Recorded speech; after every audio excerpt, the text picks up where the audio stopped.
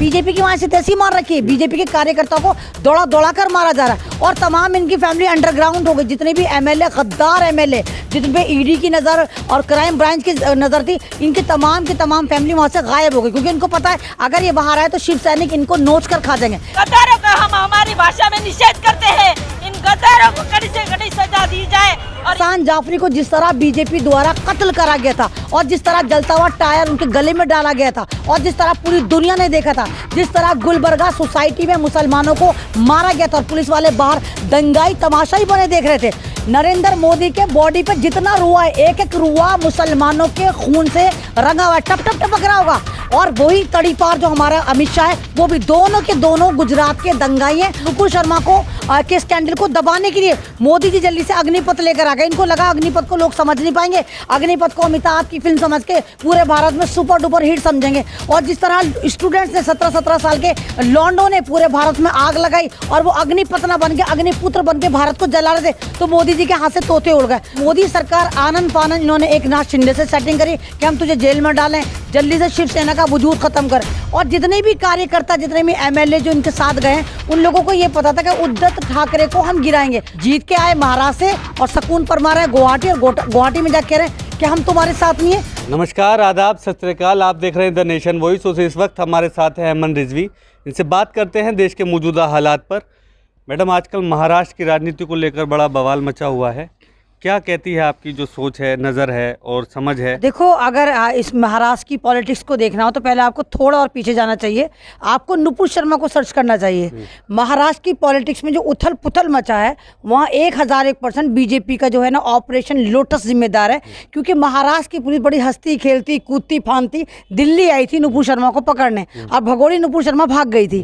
अब जब नुपुर शर्मा भाग गई और बीजेपी के गिरेबान में महाराष्ट्र ने यानी शिवसेना ने हाथ डालने की कोशिश करी, तो बीजेपी ने कहा कि तुझे हम बताते हैं। बीजेपी की पूरी गवर्नमेंट वहां लग गई और वहां पर एक नाथ शिंदे को खरीदा गया और उससे कहा जितने भ्रष्ट लोगों को तुम खरीद सकते हो, एमएलए को खरीद सकते हो, खरीदो। उनको एयर लिफ्टिंग करके सबको गुवाहाटी यानी आसाम में शिफ्ट कर दिया गया।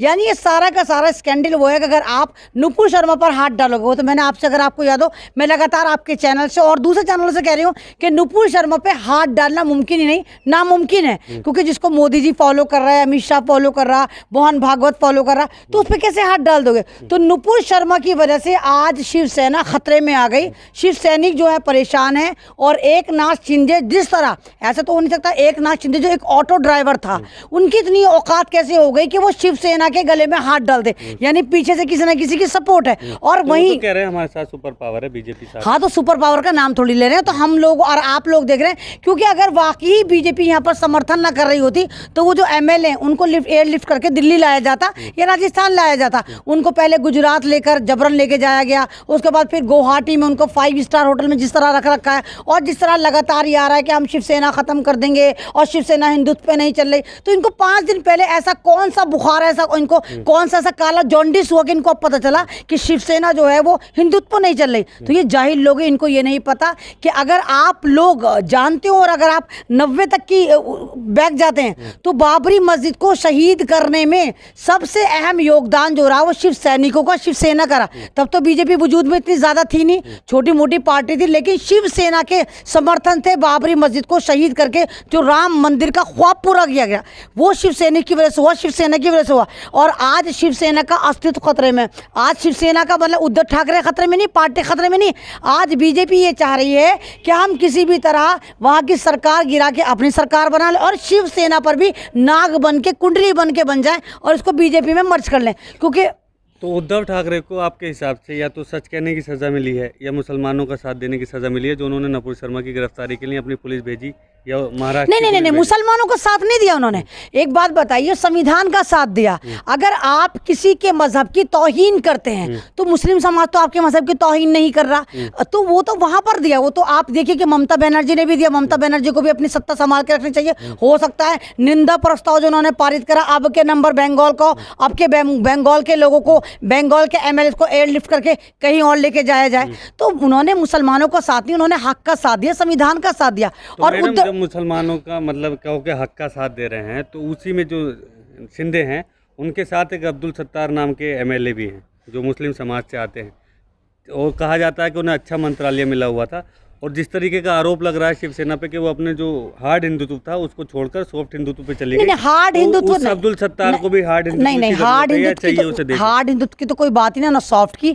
मेन बात ये जितने के जितने ये बागी एमएलए कहलाए जा रहे हैं, ये बागी नहीं है, भ्रष्ट एमएलए हैं जिन्होंने दबा के पैसा कमाया। आप देखिए कि शिवसेना एक ऐसी पार्टी जिसने 4-5 ऑटो ड्राइवर को टिकट दिया और ये जीत गए। ऑटो ड्राइवर की क्या हैसियत होती है, क्या इनका दौलत होती है? अब इनके पास 5-5 हज़ार करोड़ की दौलत, 10-10 हज़ार करोड़ की दौलत, 500 करोड़ की दौलत कहाँ से आई? जाहिर सी बात इन्होंने कमाया। और बीजेपी लगातार इन पर डंडा कर रही है कि शराफत से हम तुम्हें ईडी से उठवा देंगे, सीबीआई से उठवा देंगे, शराफत से हमारी पार्टी में आ जाओ। और ये तो बीजेपी का रिकॉर्ड रहा है, जो भी बीजेपी पार्टी में आया तो वॉशिंग पाउडर बीजेपी में निकलकर बिल्कुल क्लीन चिट मिल जाती है। इसलिए बीजेपी चाह रही है तमाम जितने भी भ्रष्ट एमएलए उनको उसने टारगेट करा और जबरन उनको उठाकर जबरदस्ती, जिस तरह आपने देखा रात के 2:30 बजे, क्योंकि मोदी सरकार हर जितने भी काले जुर्म रात को ही करती है, जबरन उनको घसीट के लेके जाया गया और जबरन उनको गुवाहाटी में रखा गया।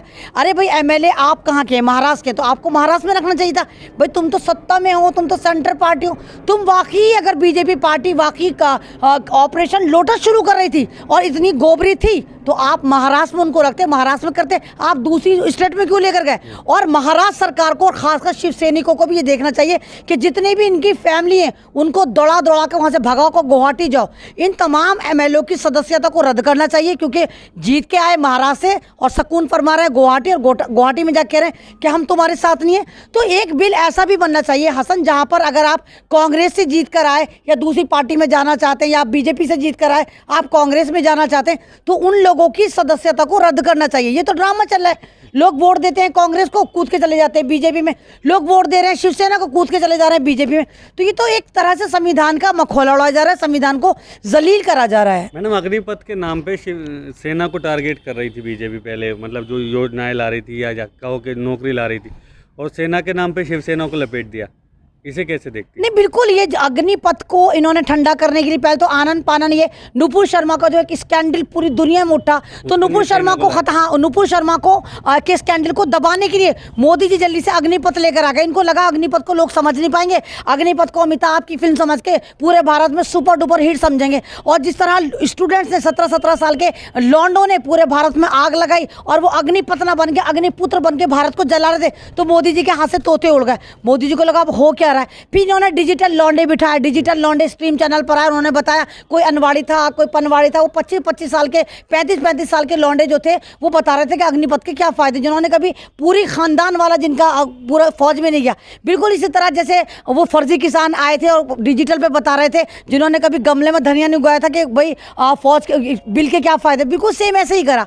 तो वो लॉन्डे भी नाकाम हो गए और ये जो जितने भी अग्निपथ अग्निवीर थे ये लगातार अभी तक अग्निपुत्र बन के भारत को जला रहे हैं। तो मोदी सरकार आनंद फानन इन्होंने एक नाथ शिंदे से सेटिंग करी कि हम तुझे जेल में डालें, जल्दी से शिवसेना का वजूद खत्म कर। और जितने भी कार्यकर्ता जितने भी एमएलए जो इनके साथ गए उन लोगों को ये पता था कि उद्धव ठाकरे को हम गिराएंगे। उद्धव ठाकरे कोई सत्ता का लालची तो है नहीं, उसने कहा कि मैं तो खुद ऐसी सत्ता को लात मारता हूं, मैं तो शिव सैनिक हूं और मेरे ही खानदान ने पार्टी बनाई थी। आपको पता है राज ठाकरे की, उन्होंने रिजाइन ना करके आप देखिए कि वर्षा खाली कर दिया, वर्षा जहां पर सीएम रहते हैं, और वो वहां चले गए शिव सैनिकों के पास। तो अब इन्होंने जब उन्होंने उद्धव ठाकरे ने कहा कि एक भी कार्यकर्ता ये कह दे कि उद्धव ठाकरे जो हैं वो सही नहीं है तो मैं रिजाइन कर दूंगा, एक भी कार्यकर्ता निकल कर नहीं आए।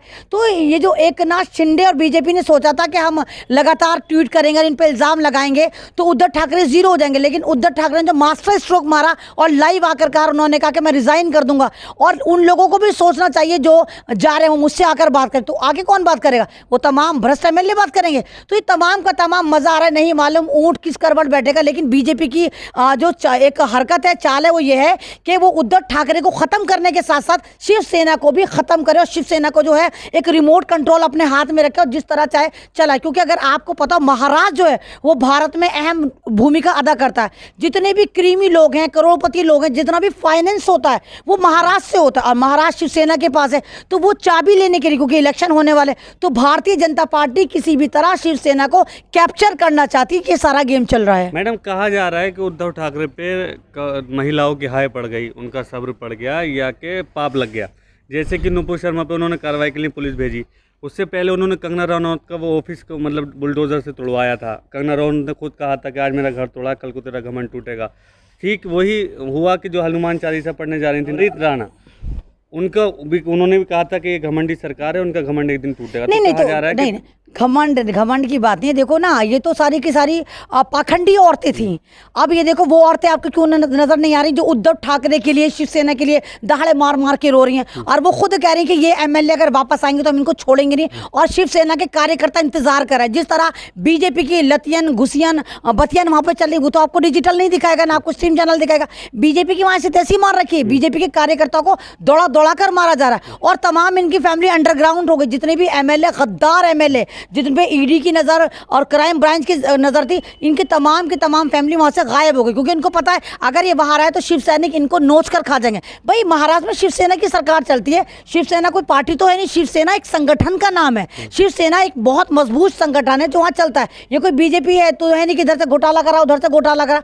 तो शिवसेना से पंगा लेना इतना आसान नहीं रहेगा। और दूसरी बात, इनको ये लग रहा है कि पहले शिवसेना ने हमेशा बीजेपी के साथ सरकार बनाई, अब इस बार उन्होंने शरद पवार के साथ, कांग्रेस के साथ बनाई, और ये तो बीजेपी का पुराना शेव है। अगर आप 2 साल पहले जाएं तब भी इन्होंने यही हरकत करी थी, और शरद पवार के जितने भी एमएलए उनको खरीदने की कोशिश करी थी। लेकिन जब बाद में शरद पवार ने अपना मास्टर स्ट्रोक खेला था तो फिर ये बेलगाम घोड़े जो हैं वो चुप होकर बैठ गए थे। सेम अब के इन्होंने सोचा कि हम पागल हैं, हम कांग्रेसी को खरीदें, शरद पवार को खरीदें, हम डायरेक्ट इन लोगों को क्यों ना खरीदें जो शिवसेना में बागी और भ्रष्ट एमएलए। तो अब के बीजेपी ने जो लोटस ऑपरेशन के तहत उन लोगों को टारगेट करा जो महाराष्ट्र के सबसे ज्यादा करप्ट, भ्रष्ट और सबसे ज्यादा गवर्नमेंट के जो अकाउंट को थे, गवर्नमेंट के खातों को थे, गवर्नमेंट के स्कीम पे नाम पे अपने खाते भरे थे, उन लोगों को टारगेट करके उनको उठाकर ले गई बीजेपी। एक आखिरी सवाल मैडम आपसे मेरा है 2002 दंगे को लेकर। गुजरात में जो 2002 दंगे हुए थे उसमें एहसान जाफरी जो कांग्रेस के नेता थे, उनकी जलाकर या जैसे भी एक मौत हुई थी, और उसको लेकर देश में काफ़ी बड़े सवाल उठे थे। उनकी जो पत्नी है ज़किया जाफरी, उन्होंने सुप्रीम कोर्ट में मैडम अर्जी लगाई थी, उसको आज सुप्रीम कोर्ट ने खारिज कर दिया, जबकि उन्होंने कहा था कि एसआईटी में जो कुछ कहा गया है रिपोर्ट में वो कुछ सच नहीं है, सुप्रीम कोर्ट अपने तरीके से जांच करे और सुनवाई करे।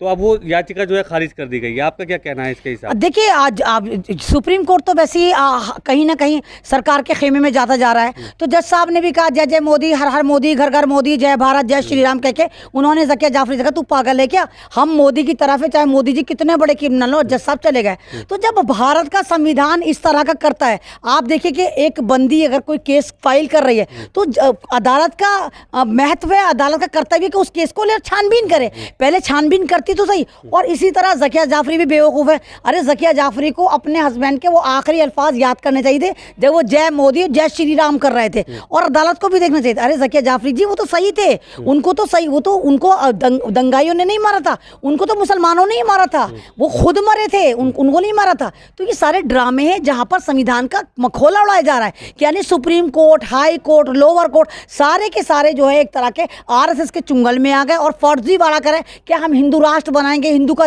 वो करेंगे। आप जिस तरह शिवसेना को देखो कि 4-5 दिन पहले इनको हिंदू राष्ट्र याद आया, हिंदुत्व याद आया, जब से 2.5-3 साल से झक मारा रहे थे। उस बीजेपी के नेता हैं रविशंकर प्रसाद, वो कह रहे हैं कि गुजरात के दंगों में नरेंद्र मोदी को घसीटने की कोशिश हो रही है ज़किया जाफरी द्वारा, जबकि वो क्लीन चिट नहीं, घसीटने की कोशिश नहीं करी गई। नरेंद्र मोदी के बॉडी पे जितना रुआ है, एक एक रुआ मुसलमानों के खून से रंगा हुआ है, टप टप टपक रहा होगा।